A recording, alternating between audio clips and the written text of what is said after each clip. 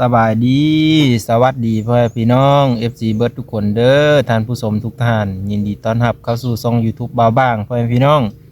FC น้องสายฟ้าก็ดีพ่อแม่พี่น้องเอ้ยขอบพระคุณหลายๆเด้อคลิปนี้ก็ฮอด10,000ผู้ติดตามแล้วขอบคุณครับขอบคุณที่รับชมและเป็นกำลังใจให้พ่อแม่พี่น้องเนาะบ่าวบ้างก็ดีใจขอบพระคุณหมดทุกคนเด้อพี่น้องเนาะมื้อนี้บ่าวบ้างก็สิเฮามาหาซอลอยสิเฮามาถามบุญเพ่งนั่นแหละว่าไปโรงเรียนบ่หรือว่าจังไดเนาะFC ก็อยากเห็นเนาะพ่อแม่พี่น้องก็อยากเห็นว่าบุญมีน่ะไปโรงเรียนแท้บ่หรือว่าบ่าวบ้างกันคิดตัว FC บ่เนาะหรือว่าคิดตัวว่าบ่ได้ไปโรงเรียนบ่หรือว่าใดๆเนาะไปเดี๋ยวขึ้นไปหาเพิ่นอยู่ทางเฮินพุ่นแหละเนาะสาวร้อยเพิ่นอยู่บ่กำลังกวาดเฮินกวาดศาลอยู่พุ่นแหละปุ่นกำลังกวาดเฮินอยู่พ่อแม่พี่น้องเอ้ยโอ้เอาสบายดีสวัสดีโดยโอ้ยคนขยันตัวนี่อยู่เฮินผู้เดียวก็ต้องขยันแม่นบ่โอ้จังซั่นนี่เนาะคนขยันเด้นี่เอ้ยลมกวาดเฮินเพิ่นมาขึ้นมาเยี่ยมยามถามข่าวเพิ่นก่อนเป็นจังได๋อยู่ดีมีแหงบ่หรือว่าใดๆมาถามข่าวบุญเพ่งกันแล้วไปทางเดินไปโรงเรียนแล้วบ่บุญเพ่งไปเจอได้มื้อนี้ไปโรงเรียนโอ้ไปโรงเรียนแล้วนี่เฮ็ดได้สวรรค์นี่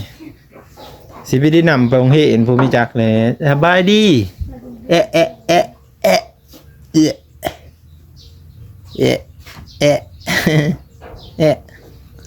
ดีแล้วว่าเป็นใครฮะดีแล้วเอามานั่งเว้ากันก่อนซะนะนั่งถามกันก่อนไปที่เช้าแล้วก็ไปกับเมตโอ้ไปแล้ว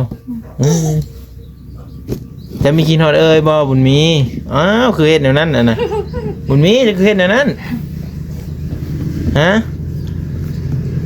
จะมีกินฮอดเอ้ยจะบ่เอ้ยจะไปโรงเรียนแล้วเอ้ยไปโรงเรียนแล้วนั่นน่ะบุญมีคือจะกินขนมเนาะเอานี่กินได้บ่เอาเบาให้อันนึงอย่าเป็นวัดเด้อกินได้เด้อขอบใจนี่เห็นมั้ยนี่ขอบใจขอบใจสบายดีด้วยนี่กินเพื่อนฮะเจ้ากินเพื่อนคือกินแต่แซ่จับอยู่น้ำลายแตะนั่นเด้ตุ่นบุญมีก็กินพอบุญมีไปกินมะม่วงยามเช้าแท้สลอยก็ได้จะคือเฮ็ดงามแท้นี่ฮะเพิ่นเลยเต็มตาน่ะบุญเพ่งนะเต็มเองเอาแล้จะคือเฮ็ดงามไปร่อยแท้นี่โอ้ยเนาะ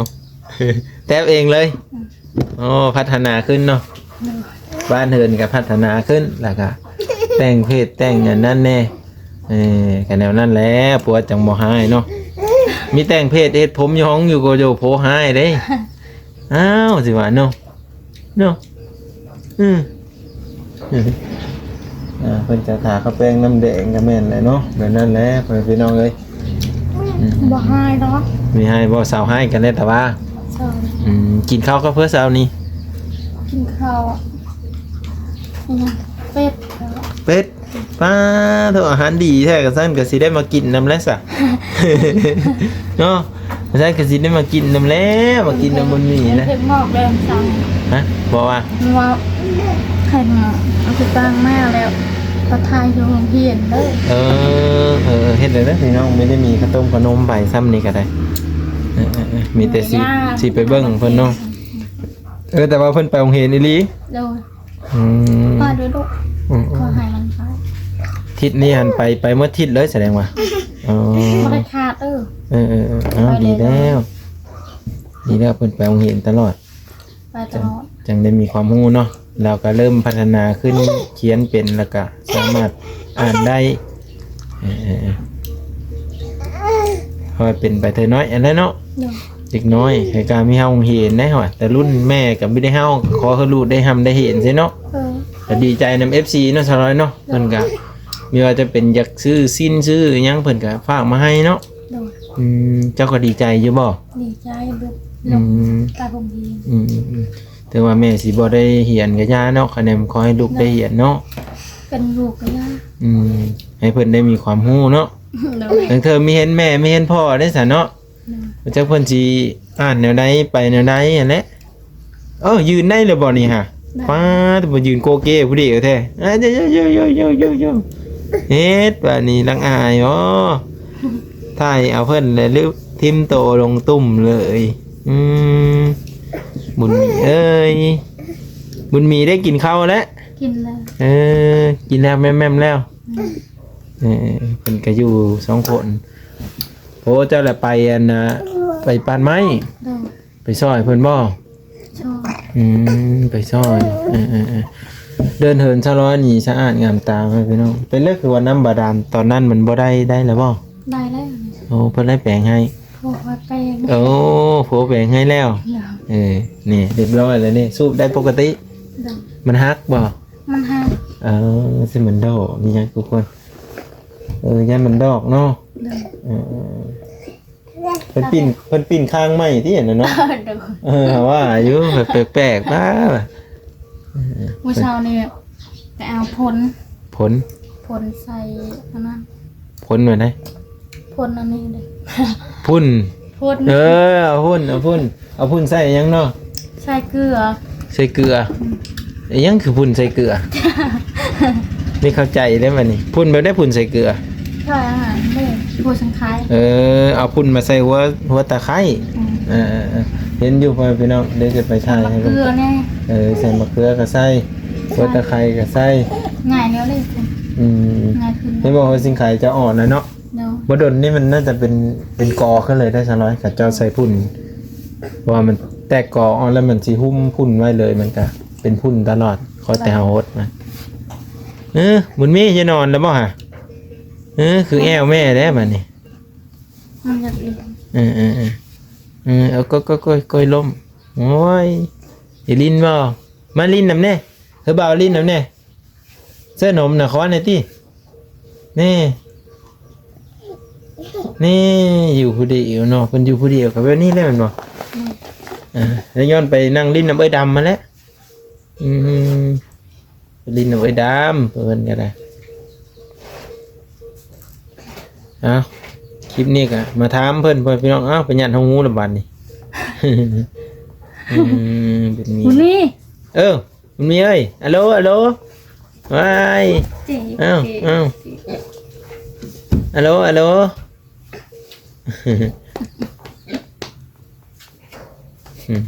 บุญมี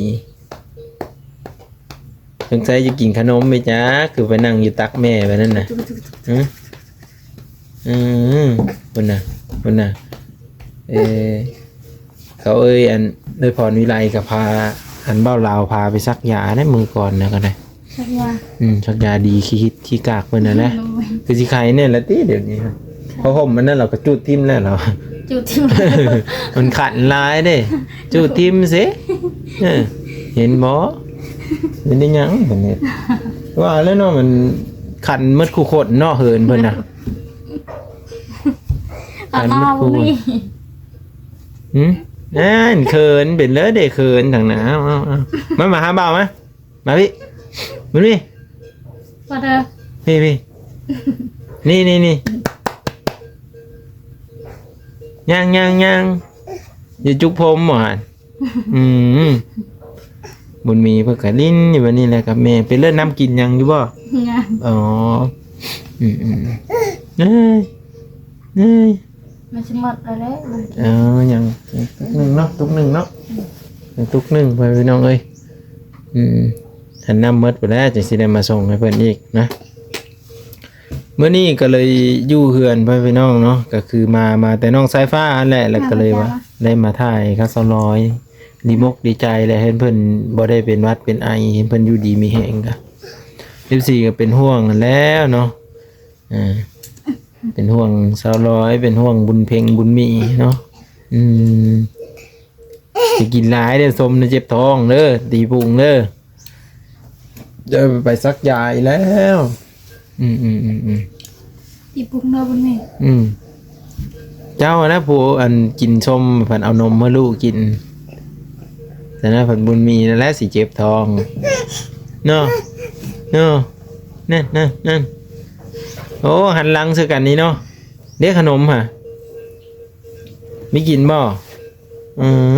เด็ด ไว้เพิ่นดีไข่เพิ่นก็ลิ้นอยู่ผู้เดียวเนาะไม่ค่อยแอบเลยได้ลูกเพิ่นบ่ค่อยแอบปล่อยไปน้องปะนั่นเลยก็อยู่นั่นคือแม่เพลงว่ามันเห็นมันเพลงลิ้นกับมันเพลงลิ้นกับเอ้ยเนาะฮดแล้วบ่โอ้สิงไข่ฮดแล้วฮดแล้วแต่เช้าโอ้สะร้อยก็ถือว่าจบเด้พ่อแม่พี่น้องวัดอันนี้แล้วก็กวาดตะลมตะล่างเนาะวัดเฮือนวัดชานดีแล้วคือเขาให้ลูกเฮ็ดแบบนั้นแหละ FC เพิ่นมัก FC เพิ่นน่ะวิพรมให้ลูกนี่มาที่โรงเรียนแล้วค่ะสะพรมชงเซอร์เพิ่นก็เก็บไว้ดีๆแต่น้อยมันผัดเปิ้นเด้เล็กน้อยนุ่งหั่นเปิ้นแล้วเจ้าแล้วสิได้ซักบุญเพ็งซักไม่เป็นเด้สมมุติวันเช้าวันศุกร์วันเสาร์ก็ถ้ามันเลิกโรงเรียนวันศุกร์ก็ซักเลยพอดีวันเสาร์มันก็แห้งแล้ววันเสาร์วันอาทิตย์ก็มีจันหน้าเข้าอีกจันไปจะไปโรงเรียนก็ซั่นไปบ่มีตัวเปลี่ยนเด้ใช้เครื่องตัวเดียวนั่นแหละเปลี่ยนไปเปลี่ยนมาแม่นเลยดีใจแล้วเพิ่นได้ไปโรงเรียนก็ดีใจแล้วแพงกันถึกๆแพงเอ้ย 200,000 300,000ได้สินแล้วก็ได้นั่นแหละทุกคนเอ้ยสำนั้นแล้วเดี๋ยวเราใหญ่ขึ้นมาเราหักสีมีตัวเปลี่ยนดอกเด็กน้อยนุ่งตัวได้ไปกะพอได้พัดได้เปลี่ยนนะในครูก็ดีเนาะบ่มีบิ๊กบ่มีซอกันในครูก็ให้นั่นแหละทวิตว่าบุญเพ็งมาเพิ่นให้เขียนบิ๊กเขียนดีเด้อวันเพ็งเนาะแบบว่าเราไปแบบเพิ่นผาเขียนเพิ่นน่าจะเก่งขึ้นเนาะเบิ่งบุญเพ็งนะเพิ่นมีความฉลาดได้พ่อพี่น้องอาจารย์ว่าโอ้ยลูกเมียเพิ่นเห็นเลยมันเว้าเรียนเก่งเรามักเว้าเนาะเราฉลาดเว้าได้บุญเพ็งได้เด้อไปแล้วบ่ว่างจะถ่ายให้เบิ่งเด้อพี่น้องเด้ออยู่กับพาบ่เนาะอยู่ผู้เดียวเนาะเพิ่นจะฉลาดเว้าเข้าน้ำถือไปน้ำแต่ว่าไปน้ำเพิ่นมันบอกไม่มีรถคือว่าได้ยินพ่อใหญ่เกิ่งว่าเพิ่นเลยก็สิจ้างคนรับส่งใช่บ่อาจารย์หั่นแล้วอาจารย์ว่าแล้วสิจ้างเพิ่นมันบ่มีเงินเขาซั่นเลยสิจ้างให้เพิ่นไปส่งอาจารย์บอกเนี่ยแบบนั้นมันบอกขี่รถค่อยแล้วจ้างค่อยแบบนั้นแม่ว่าคันว่าสิเจ้าบ่มีเวลาก็ให้จ้างแล้วว่าไงเนาะให้เราไปรับไปส่งให้ประมาณนี้วันนี้บัดสิเจ้าเพิ่นบ่มีเงินนี่บัดเนาะสิเอาเงินมาใช้ไปจ้างสิซื้อข้าวสิซื้อยากินก็ยังบ่มีจังได๋ก็สิไปซื้อยาเล่นหน่อยแม่มันตัวนี้แล้วมันค่อยไปส่งพวกคอยมันยากนะเห็นว่ามีพายุพี่อีกก็สิเอานี่ขันเจ้าใหญ่เงี้ยกู้เขาบ่ได้อุกขันเจ้าแข็งแห้งยังว่าเนาะกับบุญมีนี่แหละทุกคนเขาบ่ได้อุกหรือว่าบุญมีนี่บ่บุญมีย่างไปตามป่าค่ะขอยานบัดมาได้สัญญาณอีกยานอีกยันโจรอีกนี่เนาะยันโจรยันคนนั่นแล้วเนาะยันคนได้ผู้หญิงผู้หญิงจักสิเฮ็ดแนวเลยได้เนาะผู้ชายแค่เป็นนั่นแหละก็ยากเนาะก็บ่เป็นหยังให้ผัวไปส่งแล้วก็จังไปเฮ็ดเวียกตอนค่ำก็มาไวแล้วก็ไปรับแล้วอาจารย์มาแล้วไปเนี่ยอาจารย์มาส่งอีกไม่มีทางรถไม่มีทางลางมันมีรถนะครับไปส่งเนาะมันก็ยากแน่มันยากเป็นโรงเรียนรถน้องสำสาเพิ่นใหญ่แล้วก็เพิ่นขี่รถถีบเองเป็นก็ขายดอกเนาะโดยให้ใหญ่นี่มันขี่เองมันไปเองประมาณ5-6 ปีก็ไปเองได้แล้วเนาะอันนี้น่ะยังน้อยกับกาป้ากันไปน้ำมูกก็คล้ายๆแน่เด้ไปผู้เดียวก็คิดย่านนี่แหละย่านแต่ก็ค่อยๆไปนั่นแหละจะได้เนาะบ่มีเวลาตามภาษาเด็กน้อยดีแต่ว่าเราก็ตั้งใจเยอะเห็นได้บุญเพ็งก็ได้ไปไม่ได้คาดว่าซั่นเดี๋ยวเฮาก็สิเฮาไปหาอยู่เห็นแต่ว่าเห็นแน่นอนแม่นบ่เห็นแน่นอนเบิ่งได้จังโมงแล้วพี่น้องนี่ 8:00 นเนาะยังเห็นอยู่8:48 เขาเลิกประมาณ11โมงเนาะ10โมง11โมง ต เขา อน เลิก เพลน ประมาณนี้ทุกคน เอาได้วิดีโอหน้าพ่อกันใหม่เด้อพ่อแม่พี่น้องเด้อมาว่างกันมาสอบถามสาวร้อยว่าบุญเพลงไปโรงเรียนบ่เนาะสาวร้อยว่าไปว่าซั่นเนาะมาว่างสินำไปเบิ่งยันสาวร้อยขี้โตนะจะได้ลูกสาวไปรีอยู่ป้าแม่เพิ่นว่าดูไปโรงเรียนได้เลยเนาะ มีโต๊ะแม่นบ่ บ่ได้โต๊ะ เออ ไปโรงเรียนไอ้ลี่ มาว่างสินำไปที่ได้ซั่น เออ คันมีเห็นนี่มาว่างสิมา เห็น มาถามสาวร้อยเลยว่าเอาลูกจะไปอยู่โรงเรียนเด้อ ไปจ้ะ เรือสลอยเสิร์งมาอยู่ไหนมีจักแหล เนาะว่าแต่บุญเพ็งไปโรงเรียนไปเสิร์งมาอยู่ไหน ไปโรงเรียนไอ้ลี่ เออ เนาะอย่างนี้เนาะฮะจ๊ะจ๊ะจ๊ะจ๊ะ ฉันบอกกลัวแม่เอ้ยฉันก็เปื้อนแล้วฉันเน็ตฉันตัวเดียวกลัว อันซินเปิ้ลแล้วก็ละงายหมู่เลยเนาะอย่าซักเพราะเนี่ยมันบ่แห้ง ยามันบ่แห้งอยากชักอยู่ อืม ยาแล้วเอา นุ่งไปก่อนเนาะ นมไปก่อน อ่ะเดี๋ยวมาบ้างสิเฮาไปเด้อพ่อแม่พี่น้องเด้อเฮาไปแล้วก็เพื่อให้ FC นี่แหละพ่อแม่พี่น้องนี่ได้เห็นนำกันเนาะอาจจะได้ว่าบ้างขี้ตัวว่าสลอยขี้ตัวเนาะสลอยเนาะ บ่ ไปเบิ่งตัวจริงแล้วเนาะ ไปเบิ่ง โอ้ย ตัวจริงโลด โอเคจำ มันถึงว่าเขาสิ จ คอยบ่ออกเลยคอยเข้าโรงเรียน เขาสิตั้งเจอเฮนประมาณนี้เนาะ แม่สิตั้งใจ แน่นๆ ตั้งม ดิ กตั้งใจ ดีแล้ว FC เบิ่งก็สนับสนุนได้กันแบบนั้นได้ ตั้งมกตั้งใจเรียนให้เก่งๆ อืม อย่าไปเฮ็ดแบบมัน คันบ่ตั้งใจแล้วบ่ได้เนาะ โดยบ่ได้ อืม